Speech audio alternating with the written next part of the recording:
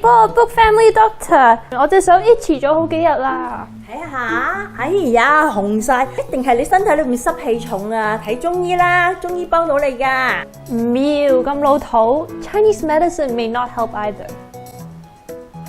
Wow, 濕氣? That sounds really sad and really scary. I feel so bad for her.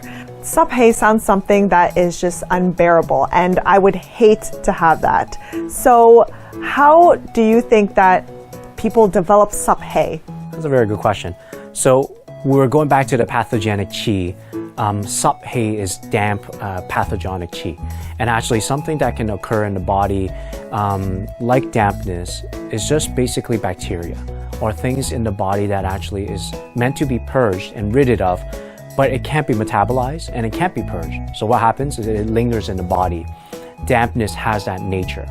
And in this daughter's poor condition, she's having itchy rash skin. Most likely her diet is affected. Most usually dampness comes from a diet disorder.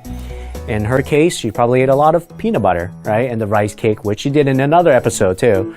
And she ate a lot of things that were sweet, things that basically weaken your spleen. Your spleen is in charge of ridding the dampness in the body. So I would imagine that that's how it prolonged and it lingered in her body. It then progressed into the different levels, such as the skin level, and it could show up as rashes and hives, simply put. So if I developed 濕氣 condition, I normally would typically go to a Western doctor. But now I'm hearing TCM can actually help me. Which one would I go to? That's a very good question. I think the thing is, there's a concept that is being circulated, particularly in the countries and the regions that don't have Chinese medicine often, is that they think that it's not as good as contemporary medicine, or that you should always go to Western medicine or not Chinese medicine. I think it's kind of inaccurate, because the best form of help is to receive all forms of help, right? You get it from the Western side and from the Eastern side. Chinese medicine has been around for many years. The reason why I say this is not in Canada, but in parts of Asia, in parts of China.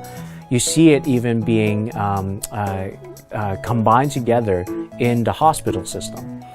And it's an excellent thing. Some patients there get acupuncture treatment for more acute syndromes, and that's Chinese medicine.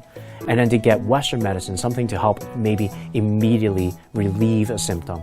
So Chinese medicine should never be taken as a secondary form of medicine. Neither should Western medicine be taken as a secondary form of medicine. Both have its places to help someone.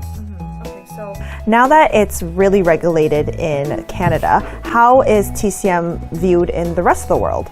Yeah, that's a really good question. So back to that point is that in parts of Asia, it's already something that is part of the household. It's already something that's incorporated in a hospital environment. Chinese medicine is becoming so well known over in the States, over in Canada as well, different provinces. The reason for that and why it's regulated is because it's proven to work. There's empirical science, but now a lot of even studied and hard evidential science from universities, from laboratories that examine why herbs have an effect like how they do. It's incredible, actually. So all parts of the world is getting more and more popular now. So let's just say that I had 濕氣. How would you try to treat me with the many herbs and your TCM practice? That's a really good question. Very specific too. So it depends on the diagnosis and where that rash and hive and itchy skin issue is coming from. It doesn't have to be just damp pathogenic qi. It could be many other forms of syndromes, believe it or not. But when it comes to dampness on the skin level, it's very easy. We do use 蒲公英. We use something called 金銀花. Now, 蒲公英 is actually dandelion. A lot of people use that, the root, the leaf as well, to eat because it's edible. Not the flower so much. I think the flower you should stay away from. But a lot of people actually out in the yard, some of us around Canada, we would see the aunties and the uncles, the much more older generation, going outside gathering these dandelion flowers. And we probably think they're clearing out their yard. But actually, most of them are probably gathering it for tea. It's something that could be edible, and it has an effect to help rashes and it helps with wind on the surface of the skin. We call it a wind pathogenic qi as well. So now we're heading towards winter. It's getting really cold. It's flu season. I have my sweater on. So what are the common conditions that traditional Chinese medicine can fix? And that opens up the whole doorway to prescription medicine. There's so many things that happen in a prescription that only a TCM practitioner can sit down with you and explain to you.